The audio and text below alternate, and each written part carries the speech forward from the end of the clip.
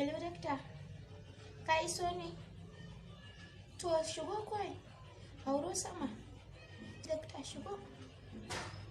Dake abu ɗaya ke shigo da.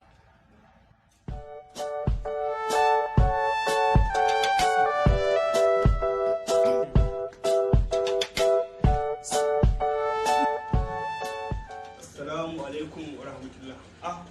Subhanallah. Ya cikin daki? Jiki ba sauki dakta. Allah ba da Allah ya ƙara kuwa. Amin dakta. Amin dakta. Amin dakta. Ya yi sauki. Sauki dakta. A yanzu abin da ya kamata. Ina ganin akwai yiwuwar a yi da cika maki alluran nan, amma dai kin samu kin dan fara cin abinci ko? Dakta, har yanzu dai ban fara cin abinci ba sosai. Sai ɗazu ne ma na samu da safe na sha maltina kwalba 3. Na ci nama yanka 11. Sannan kuma na sha furalit dai 10. Na kuma aika an sanyo man dambu na naira 100 na cinye. Sai ka gurasa ban da shaida na ci ta 200 dakta.